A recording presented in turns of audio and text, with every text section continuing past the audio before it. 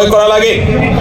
তো যে দেশের মানুষ আমাদেরকে এত নিরাপত্তা দিয়েছে, এতটা সুযোগ দিয়েছে, আমি এখান থেকে হালাল উপার্জন করার সুযোগ পাচ্ছি, আমরা তাদের প্রতি যে কৃতজ্ঞতা বোধ, সেই কৃতজ্ঞতা বোধ থেকে আজ থেকে আপনার যত দোয়া হবে, আপনি প্রত্যেক দোয়াতে একবারের জন্য হলে বলবেন, আল্লাহ এদেশের যে মানুষগুলো এত সুন্দর, এত সভ্য, এত ভদ্র, এত সত্য কথা বলে, এত সৎ এবং ন্যায়পরায়ণ, শুধু তাদের ঈমানটুকু নেই, হে আল্লাহ আপনি আমাকে ক্যাপাবল করে দেন, আমাকে সেই যোগ্যতা দেন, আমি যেন তাদের সবাইকে ঈমানের পথে আহ্বান করতে পারি।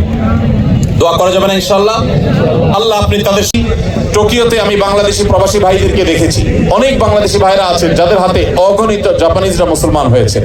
মনে রাখবেন, তাদের বেশিরভাগ মানুষ কোনো ধর্ম বিশ্বাস না করলেও সেই মানুষগুলোর মধ্যে হক এবং ভালো সে দুনিয়াতে আসে। অতএব তাদের মধ্যেও সত্যের অনুসন্ধান আছে।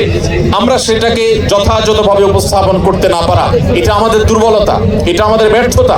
আপনারা জানেন, এদেশের গলিতে গলিতে গির্জা দেখা যায়।